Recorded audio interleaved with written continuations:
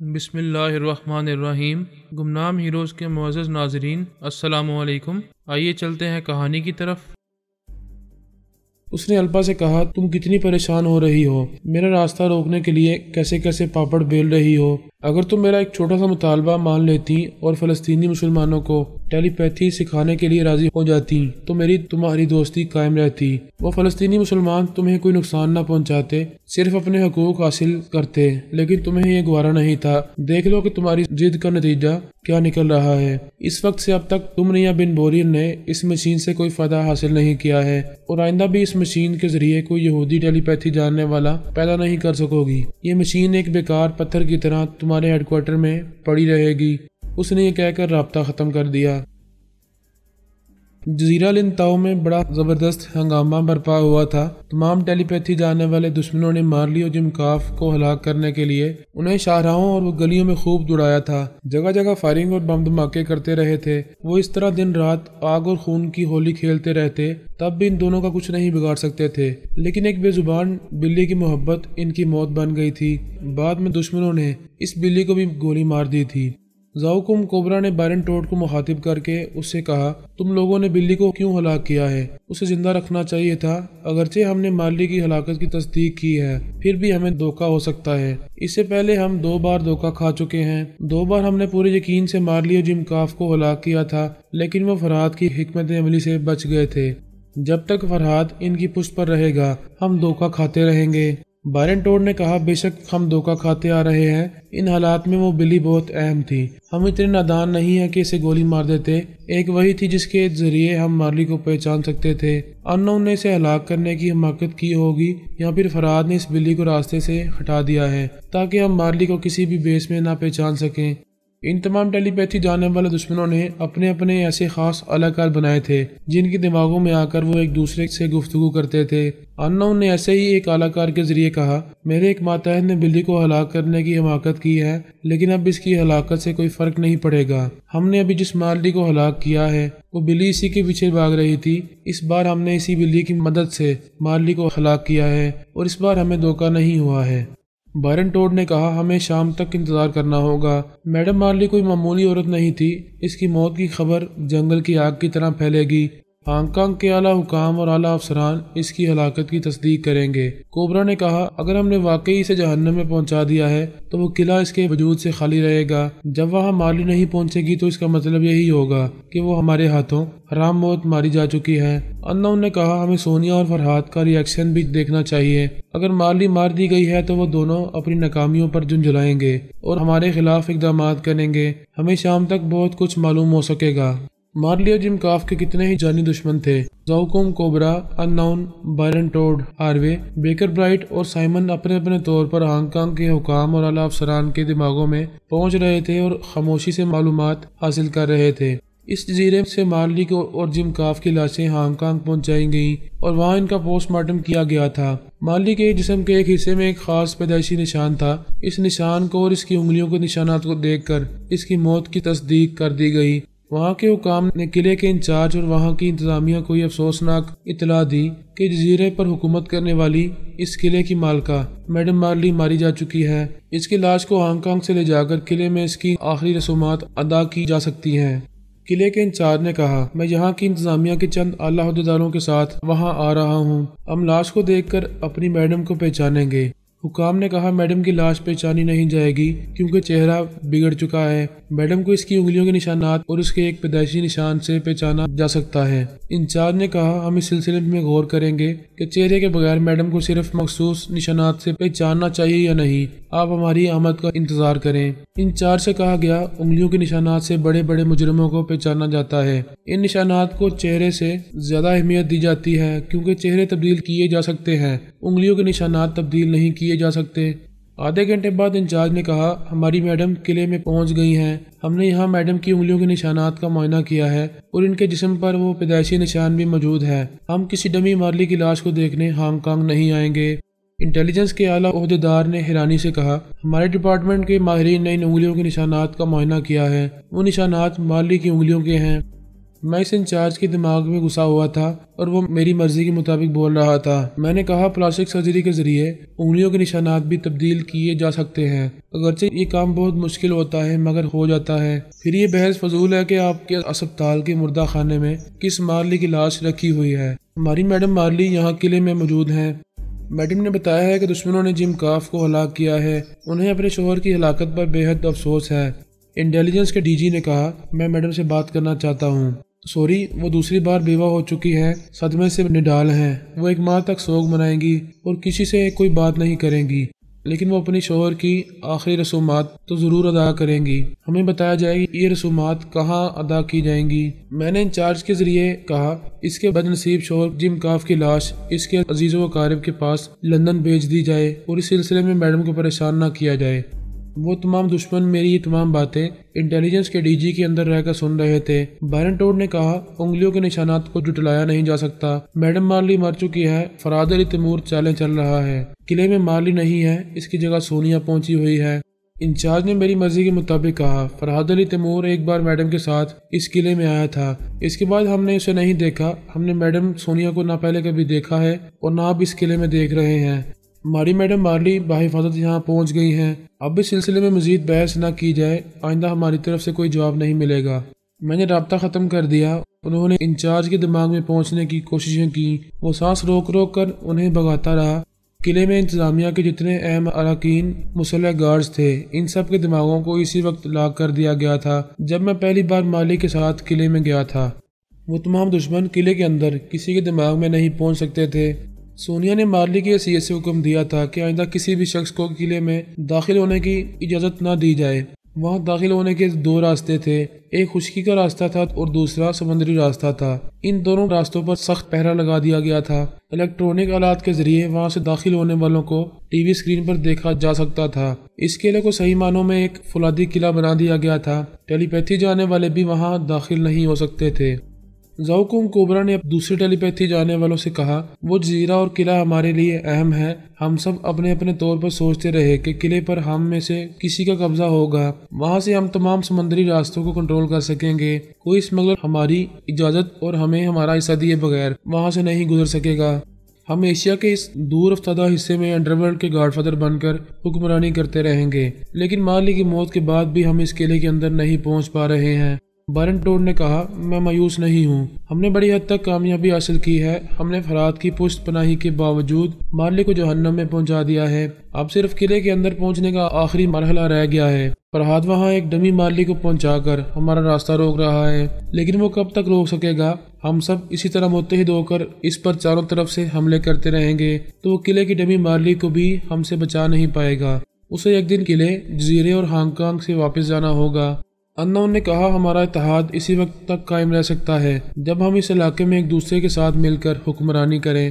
پہلے ناناکا کوڈو اس علاقے میں انڈر ورلڈ کا گاڈ فادر تھا، اسے سونیا اور فرہاد نے اپاچ بنا کر فٹ پاتھ پر پھینک دیا ہے، اور مسٹر کوبرا تم اس کی جگہ گاڈ فادر بن کر اس کے وفاداروں اور یہاں کے معاملات کو کنٹرول کر رہے ہو۔ یہ مناسب نہیں ہے، یہاں کے تمام معاملات اور فوائد میں مجھے حصہ ملنا چاہیے۔ بائرن ٹوڈ نے کہا حصہ تو ہم بھی لیں گے، بہتر ہے کہ ہم سب آپس میں سمجھوتا کریں، یہاں کس کا کتنا حصہ ہوگا؟ ہم ٹیلی پیتھی جانے والی 3 پارٹیاں ہیں، اس علاقے کے 3 حصے کیے جائیں، پھر ہم اپنے اپنے حصے کے حکمران بن کر رہیں گے تو ہمارا آپس میں کبھی جھگڑا نہیں ہوگا۔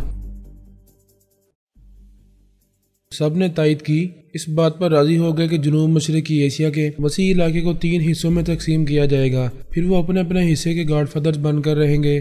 اس وسیع و عریض علاقے میں ہر طرح کے مال و اسباب کی اسمگلنگ ہوا کرتی تھی، سونا، چاندی اور بیش قیمت ہیرے جواہرات کی اسمگلنگ صدیوں سے ہوتی آ رہی تھی۔ موجودہ زمانے میں منشیات اور اسلحے کی سپلائی زوروں پر تھی، کروڑوں ڈالرز کمانے کے مواقع ملتے رہتے تھے۔ انہوں نے کہا بے شک ہم متحد رہیں گے، لیکن میں پہلے کہہ دیتا ہوں کہ جزیرہ لن تاؤ اور وہاں کا قلعہ میرے قبضے میں رہے گا، میں اس علاقے کا حکمران بن کر رہوں گا۔ بائرن ٹوڈ نے کہا مسٹر انون تم ہمارے بعد اس علاقے میں آئے ہو اور کوبرا بھی ہمارے بعد یہاں آیا ہے، سب سے پہلے ہم یہاں آئے ہیں، جزیرہ لن تاؤ اور اس قلعے پر پہلے ہمارا حق ہے۔ انون نے کہا تم نے پہلے یہاں آ کر کوئی کارنامہ انجام نہیں دیا ہے، ہمیشہ فرہاد سے مات کھاتے رہے ہو۔ مارلی اور جم کاف کو میرے ماتحتوں نے ہلاک کیا ہے۔ سب سے پہلے میں نے اتنا بڑا کارنامہ انجام دیا ہے۔ کوبرا نے کہا بکواس مت کرو، ہم سب کے ماتحت بیک وقت مارلی پر حملے کرتے رہے تھے۔ وہ ہم میں سے کس کے نشانے پر آئی، کس کے راکٹ لانچرز نے اسے ہلاک کیا، یہ کوئی یقین سے نہیں کہہ سکتا۔ اصل کامیابی میں نے حاصل کی ہے۔ سب سے پہلے میں نے ناناکا کوڈو کو اپنا غلام بنایا تھا، اب میں اس کی انڈر ورلڈ والے علاقے پر حکمرانی کر رہا ہوں۔ تم سب میرا ساتھ دو یا نہ دو، میں کوبرا ہوں، زہریلا ہوں، ایک ایک کو ڈستے ہوئے اس قلعے کے اندر پہنچ جاؤں گا۔ بائرن ٹوڈ نے کہا ہم سب اپنے اپنے طور پر دعوے کرتے رہیں گے تو کبھی متحد نہیں رہ سکیں گے، اور ہمارے متحد نہ رہنے سے فرہاد الگ الگ محاذ پر ہمیں مات دیتا رہے گا۔ ابھی ہمارے لیے ضروری کیا ہے؟ یہ جزیرہ اور یہاں کا قلعہ ضروری ہے یا پہلے سونیا اور فرہاد کو یہاں سے بھگانا ضروری ہے؟ سب نے باری باری کہا پہلے سونیا اور فرہاد کو بھگانا ضروری ہے۔ بائرن ٹوڈ نے کہا تو پہلے سونیا اور فرہاد کی خبر لو، انہیں اس علاقے کو چھوڑ جانے پر مجبور کرو۔ جب وہ یہاں نہیں رہیں گے تو ہم پہلے دوستانہ انداز میں فیصلہ کریں گے کہ یہاں کا کون سا علاقہ کس کے حصے میں آئے گا اور اس قلعے پر کس کا قبضہ ہوگا۔ اگر دوستانہ انداز میں فیصلہ نہیں ہوگا تو پھر ہم ایک دوسرے کے خلاف اپنی اپنی صلاحیتوں کو آزمائیں گے، ہم میں سے جو کامیاب ہوگا وہی اس قلعے کا مالک بنے گا۔ کوبرا نے کہا بے شک، پہلے ہم اپنے مشترکہ دشمن کو یہاں سے بھگائیں گے، پھر دوسرے معاملات پر غور کریں گے۔ ہم نے مارلی اور جم کاف کو ہلاک کر کے بڑی زبردست کامیابی حاصل کی ہے، بس ایک کانٹا رہ گیا ہے۔ ہم فرہاد کو خاک میں ملائیں گے تو سونیا تنہا کچھ نہیں کر سکے گی، اس قلعے کو چھوڑ کر بھاگ جائے گی۔ وہ تمام ٹیلی پیتھی جانے والے میرے خلاف متحد ہو گئے، انہوں نے مجھ سے رابطہ کرنا چاہا تاکہ یہ معلوم ہو سکے کہ میں کہاں ہوں اور کیا کر رہا ہوں۔ انہوں نے قلعے کے انچارج سے ٹیلی فون کے ذریعے رابطہ کیا، اس سے کہا ہم فرہاد علی تیمور سے دو باتیں کرنا چاہتے ہیں، اگر وہ نہ ہو تو سونیا سے بات کرا دو۔ انچارج نے کہا اس قلعے میں سونیا نام کی کوئی عورت نہیں ہے، اور ہم یہ کہہ چکے ہیں کہ فرہاد علی تیمور بہت پہلے ایک بار میڈم کے ساتھ یہاں آیا تھا، اب ہم نہیں جانتے وہ کہاں ہوگا۔ اگر تم بضد ہو کہ وہاں سونیا نہیں، تمہاری میڈم مارلی ہے، تو پھر اسی سے ہماری بات کرا دو۔ میں یہ بھی کہہ چکا ہوں کہ ہماری میڈم ایک ماہ تک دوسری بار بیوہ ہونے کا سوگ منائیں گی، وہ کسی سے بات نہیں کریں گی۔ بائرن ٹوڈ نے کہا تم بکواس کر رہے ہو، اس قلعے میں جو میڈم مارلی ہے وہ سوگ نہیں منا رہی ہے، ہمیں دھوکہ دینے اور ہمارے خلاف کوئی چال چلنے کے لیے بڑی خاموشی سے پلاننگ کر رہی ہے۔ تم جو بھی سمجھو، میڈم کے سلسلے میں کوئی بھی بات کی جائے گی تو فون بند کر دیا جائے گا۔ یہ کہتے ہی انچارج نے فون بند کر دیا۔ وہ تمام ٹیلی پیتھی جانے والے ہانگ کانگ کے حکام اور اعلیٰ افسران سے رابطہ کرنے لگے، ان کے خیالات پڑھ کر معلوم کرنے لگے کہ وہ لوگ مجھ سے رابطہ کرتے ہیں یا نہیں، میں آج کل کہاں ہوں اور کیا کرتا پھر رہا ہوں۔ میرے بارے میں کوئی کچھ نہیں جانتا تھا، وہ مجھے تلاش کرنے میں ناکام ہو رہے تھے۔ پھر ان میں سے ایک نے بابا صاحب کے ادارے سے رابطہ کیا، پھر کہا ہم مسٹر فرہاد علی تیمور سے کچھ ضروری باتیں کرنا چاہتے ہیں، کیا آپ بتا سکتے ہیں کہ وہ ہانگ کانگ میں کہاں ہیں اور ان کا کانٹیکٹ نمبر کیا ہے؟ انہیں جواب ملا کہ میں ہانگ کانگ میں نہیں ہوں، بابا صاحب کے ادارے میں واپس آ گیا ہوں۔